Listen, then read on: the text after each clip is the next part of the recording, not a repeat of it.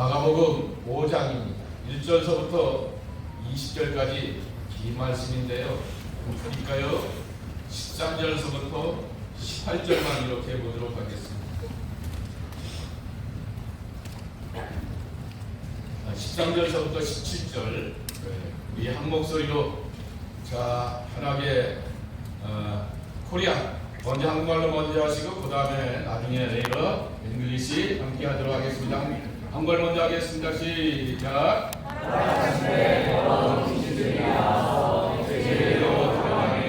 너희 정말 되는 때가 달려가요 달로 내리다가 달려서 불사하거늘 시돈 자들이 도망하여 음내와 여러가에 나가니 사람들이 어떻게 되었는지를 보아서 예수의 이름으로 그 귀신 들렸던 자 곧 근데 귀신 들렸던 자가 눈이 들리고 정신이 없는 자가 앉은 것을 보고 두려워하더라. 이에 귀신 들렸던 자가 당한 것과 대제일을 본 자들이 그들에게 알리니 그들이 예수께 그 상황에서 자신을 만나더라. 다시 한번 이 영어로 한번 읽겠습니다. Set, go!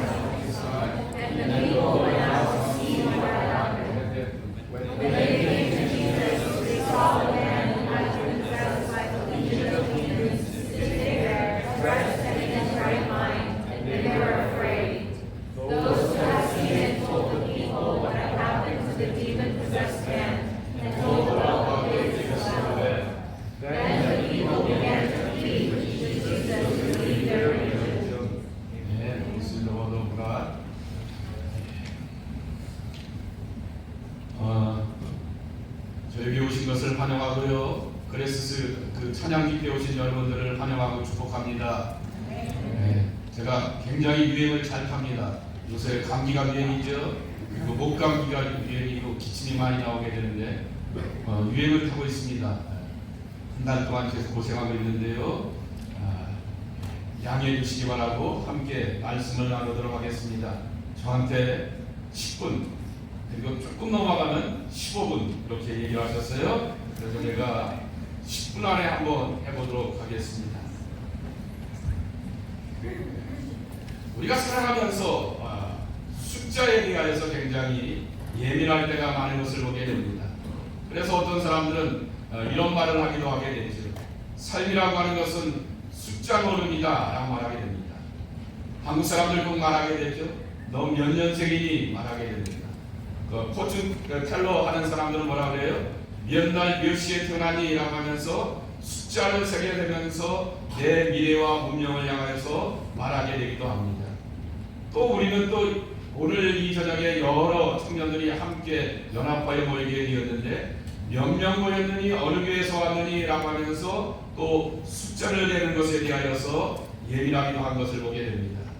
여러분 지난주 수요일 날에 이런 일이 있게 되었습니다. 자동차 타고 있는 사람들은 아시겠지만은 하루방 사이 어떻게 됐어요?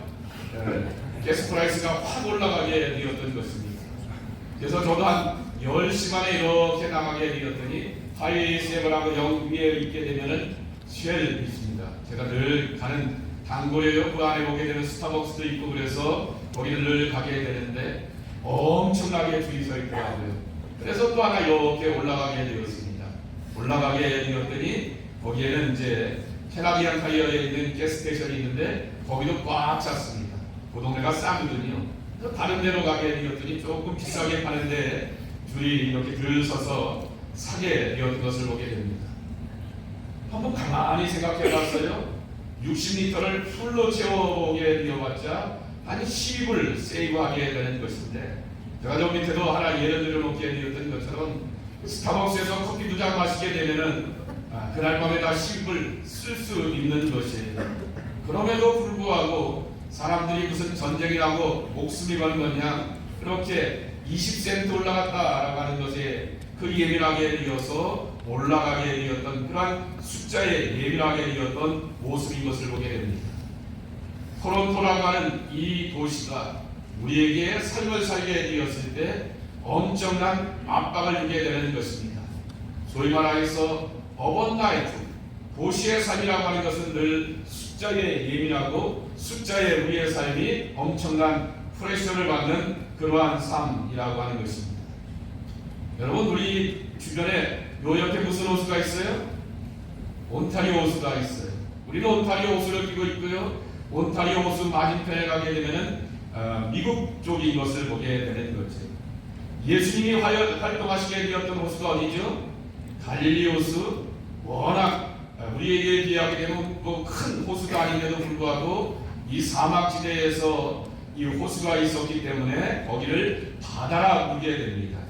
오늘 5장 1절 말씀에도 보게 되면은 바다 건너편 거라사인의 지방에 이르러 라고 이렇게 말씀하시게 되었는데, 거기도 사실은 그 바다가 이 갈릴리 호수를 말하게 되는 것입니다. 가보랑 이쪽 이 나사렛 지역에서 예수님이 활동하시게 되었을 때는 많은 사람들이 예수님에게 관심을 갖고 쫓아오게 되니까 살인이 있게 되죠. 쫓아오게 되니까 예수님께서 그들을 피하여서 이렇게 건너가시게 되었던 것이 바로 이렇게 이쪽에 오른편에 있는 이쪽 지역이 바로 이 거라사 지역입니다. 원래 이 거라사 지역은 10개의 도시 가운데서 하나의 도시입니다. 그 도시를 오늘 5장 20절 말씀해 보게 되면은 데가볼리라고 이렇게 표현하고 있습니다. 데카볼리라고 하는 말인데요. 데카라고 하는 말이 10이죠. 여러분 여기 어디에요? 400번하고 16에 가게 되면 데카론이라고 하는 운동용품 파는 데가 있어요. 거기서 말하게 되는 데카라고 하는 말이 열이라고 하는 말이고, 볼리라고 하는 말은 폴리스, 리지라고 하는 말을 그렇게 표현하고 있는 것이죠. 그 가운데 하나가 바로 거라사인 것을 보게 됩니다.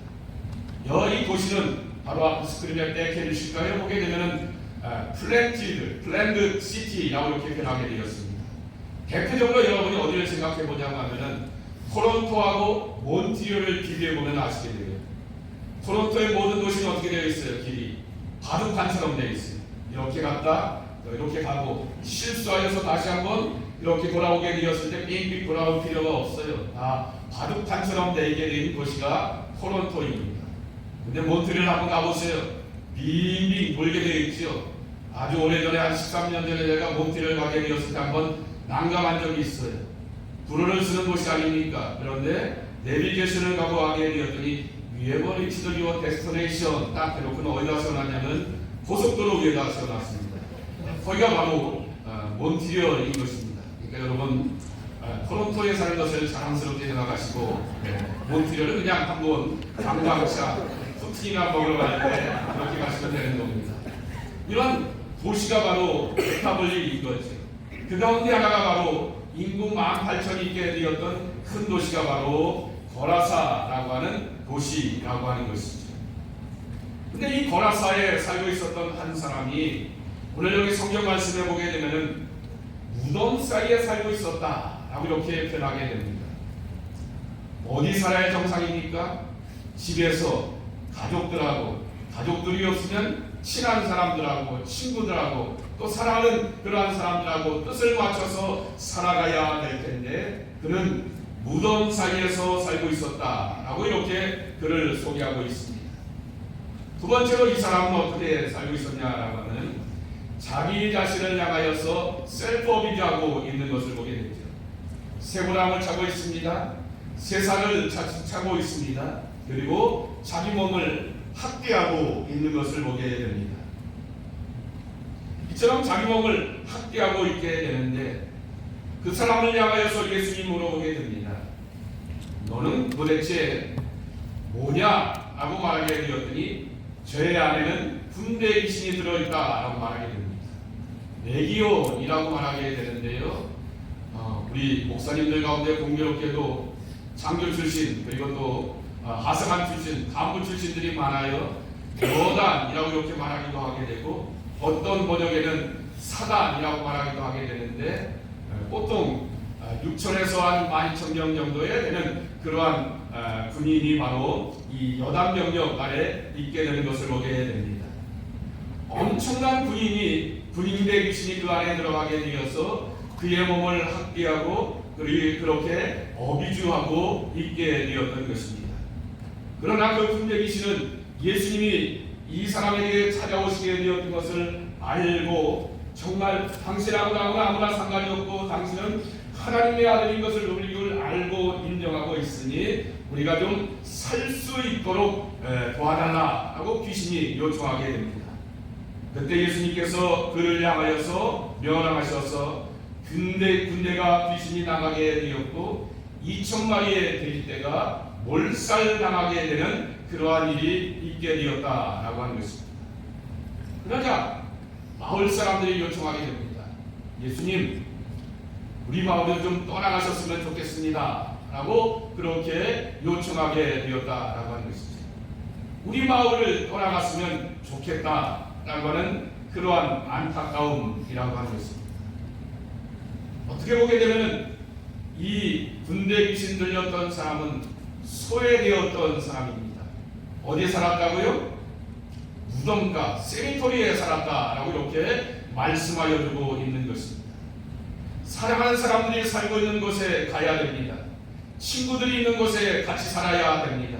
그리고 또한 내가 아끼고 반갑고 함께 더불어서 뜻과 의지를 맞춰서 일하게 될 코워커들과 함께 살아가야 되는 것이 그의 삶이어야 되는데 그는 그 모든 사람들을 기도하고 바로 무덤가에서 살게 되었다라고 하는 것입니다. 오늘 제가 이것을 근본적인 것으로 얘기하려고 하는 것이 아니라 두 번째 얘기를 먼저 하려고 하는데 그러나 이것은 하나 짚고 넘어가야 할 것 같습니다. 그는 집에서 떨어져서 무덤가에서 살고 있게 되었는데 이 말의 뜻이 무엇일까라고 하는 것입니다.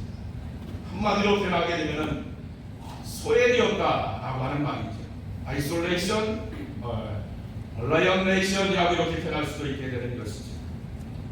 그렇게 소외되어서 살았다라고 하는 그러한 말씀이라고 하는 것입니다. 그래서 예수님께서 그를 고치고 나셔서 뭐라고 말씀하셨냐고 하면은 예수님 저도 예수님의 팔로워가 되어서 예수님을 쫓아가겠습니다 라고 말하게 되었을 때 예수님께서 no, 안 돼 라고 말씀하셨습니다.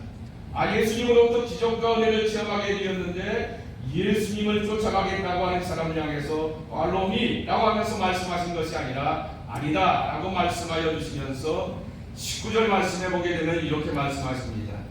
집으로 돌아가 주께서 내게 어떻게 큰 일을 행하사 너를 불쌍히 여긴 것을 내 가족에게 알리라 그랬습니다. 집으로 돌아가라 라고 말씀하고 있지.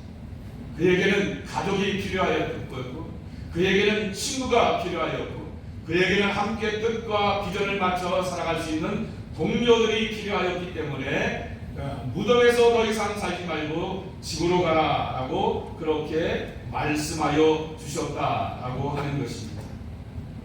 여러분, 성경에서 죄를 뭐라고 데피니션 하냐고 말하면 성경에서 죄를 분리라고 이렇게 말하게 되는 것입니다.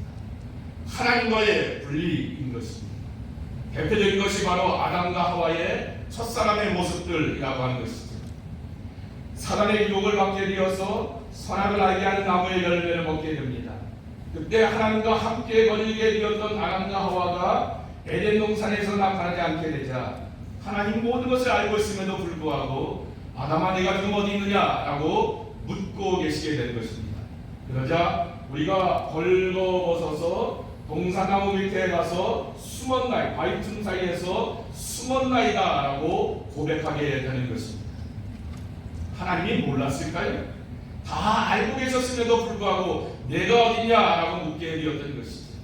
나의 자리를 돌아보게 되면서 다시금 하나님 하면서 하나님께로 돌아가는 것이 그의 고백이 되어야 될 텐데 하나님을 향하여서 피하게 되고 자기의 실수와 자기의 잘못과 자기의 허물을 이 친구 때문에 이 여자 때문에 그리고 뱀 때문에 사단 때문에 라고 하면서 누군가에게 책임을 전가하는 그 부끄러운 모습 가운데서 그들은 결국 에덴 동산에서 쫓겨나게 되는 것입니다. 워킹 투게더였습니다. 하나님과 함께 에덴 동산에서 걷게 되었던 그들이었는데 그들은 에덴 동산에서 쫓겨나게 되어서 하나님 없이 살아가게 되는 그러한 삶이 되게 되었고, 그리고 이 에덴 동산을 향하여서 스크린에 설명이 되어 있는 것처럼 천사들을 동원하고 불단병을 이렇게 가로막아서 더 이상 함께하지 못하게 되는 비참한 모습이 있게 되었던 것입니다. 집으로 돌아가라 라고 하는 말씀은 예수님의 회복의 위대한 선언이라고 하는 것이죠. 너는 더 이상 세미토리의 사람이 아니다 라고 하는 것이죠. 너는 더 이상 죽음의 사람이 아니다 라고 하는 것이죠. 너는 더 이상 저주의 사람이 아니다 라고 하는 것을 말씀하게 되었던 것입니다. 그런데 문제는 이 대가벌리에 있는 사람들이라고 하는 것입니다. 아까 조금 전에도 우리가 성경을 보게 되었던 것처럼 17절에 그들은 예수께서 그 지방에서 떠나가기를 간구하셨다라고 말씀하고 있습니다. 여쭤볼게요. 저희 교회 이름이 뭐죠? 강림이라고 하는 말이 무슨 뜻인지 아세요? 네? 요 앞서 몸으로 이렇게 하는데 강림이 뭐예요? 강림. 좀 오래된 스토리가 있지만은요, 강림이라고 하는 말은 인카네이션하고 조금 비슷한 의미이지만은 그 말의 뜻은 근본적으로 위에서 아래로 하나님이 내려오신다라고 하는 그러한 뜻을 찾고 담고 있는 것입니다. 하나님이 사람의 곁으로 찾아오셨다라고 하는 거죠. 예수님이 거라사라고 하는 유타운의 신도시에 거기에 먹을 것 많고 그리고 가볼 것 많고 사람들 많은 그러한 곳을 향하여서 찾아가신 것이 아니라 무덤가에 가시게 되었기에 그 무덤가는 더 이상 저주의 공간이 아니고 거기서 귀신 들린 사람은 사람들로부터 소외되어서 홀로 있는 사람이 아니라 가족으로 돌아갈 수 있고 온전함을 찾아갈 수 있게 되었고 회복되는 은혜를 경험하게 되었던 그 은총은 바로 강림의 은총이라고 하는 거죠. 하나님은 우리에게 늘 찾아오십니다. 하나님은 우리에게 자꾸자꾸 찾아와 주십니다. 여러분에게 찾아와 주십니다. 여러분의 집에 찾아와 주십니다. 여러분의 교회에 찾아와 주십니다. 그리고 내 삶 가운데 찾아와 주셔서 나를 만나 주셔서 나를 향하여서 더 이상 저주의 사람이 아니다, 어둠의 사람이 아니다, 죄의 자녀가 아니다, 빛의 자녀이고 하나님의 자녀이고 생명과 기쁨이 내 안에 있다 라고 이렇게 선포하여 주십니다. 이 축복이 여러분들과 함께하기를 축원합니다. 이 은혜를 우리가 누리게 되면은 우리는 어떠한 삶 가운데서도 어떠한 삶의 여건 가운데서도 자유하면서 예수 그리스도와 함께 진정한 임마누엘의 축복으로 승리할 수가 있는 것입니다. 자, 그런데 이 거라사 지역에 있는 사람들은 돼지떼가 2,000마리가 죽게 되었습니다. 여러분 아시는 것처럼 중동 사람들은 돼지고기를 먹지 않지 않습니까?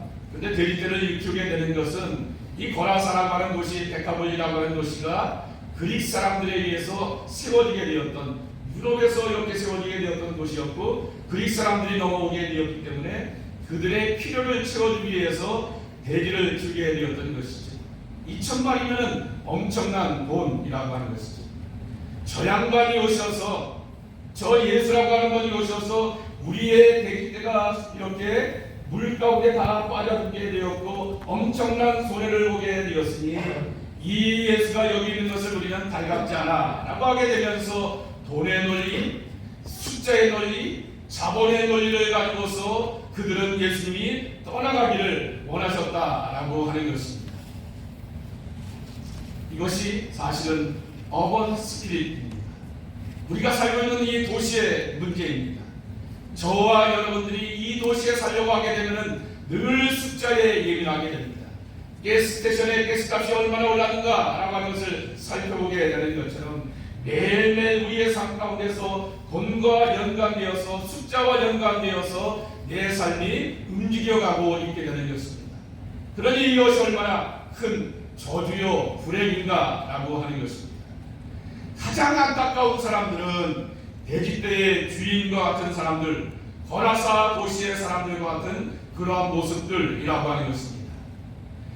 군대 귀신보다도 더 크고 악랄한 것이 사실은 제가 보기엔 자본의 노예가 되는 것입니다. 제가 이 고래처럼 말하는 것이 있습니다. 나사렛 예수의 이름으로 숫자 귀신아 물러가라 그래야 됩니다. 누구한테 불러야 돼요? 여러분 자신에게 불러야 되는 것입니다. 매일매일 삶 가운데서 우리가 매여 있는 것들 가운데 하나가 바로 날마다 삶 가운데서 넘버링하는 것입니다.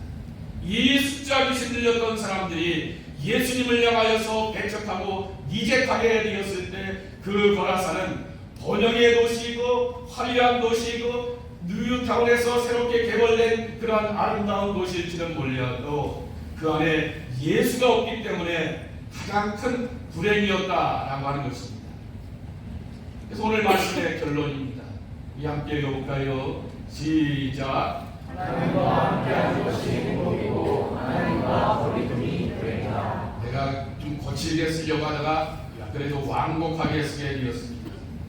하나님과 거리둠이 불행이다라고 하였는데 사실은 저주이죠. 하나님과 내가 떨어지는 것이 저주라고 하는 것입니다. 여러분, 저와 여러분이 기억하고 고백해야 될 것은 내가 하나님과 함께 뭘 해보겠다라고 하는 것이 아닙니다. Just being with God 이라고 하는 것입니다. 다만 하나님과 내가 함께 있겠다라고 하는 것, 이것이 바로 하나님께서 우리에게 주시는 복인 것입니다. 그리고 하나님이 우리를 위해서 직접 일하시고 감당하시게 되는 것입니다. 오늘 새벽에 저희에게는 매일 성경 그렇게 묵상을 하게 되는데 신명기 33장 29절의 말씀을 함께 묵상하게 되었습니다. 이스라엘아 너희는 행복자로다 라고 말씀하고 있습니다. How blessed you are, 오 이스라엘 라고 이렇게 표현하고 있는 것입니다. 이스라엘이 뭐가 잘났기 때문에 행복할까요? 무슨 능력이 있기 때문에 행복할까요? 무슨 힘이 있었기 때문에 그들이 행복했을까요? 하나님이 광야에서 이스라엘 백성들과 불기둥과 구름기둥도 동행하여 주시게 되었고 만나로서 늘 거룩한 인재로 함께하여 주셨고 성막 가운데서 그들을 찾아가 주시고 만나 주셨기 때문에 그들은 행복할 수가 있었다라고 하는 것입니다. 이것이 바로 우리의 신앙의 답입니다. 이것이 바로 우리의 신앙의 결론이 되어야 하는 것입니다. 하나님이 나와 함께 하신다? 이것이 바로 이 세상 끝날까지 내 신앙의 분명한 고백이 되고 그분과 함께 걸어가게 되었을 때 삶에 살아가게 되면서 우리는 종종 모자람을 경험하게 됩니다.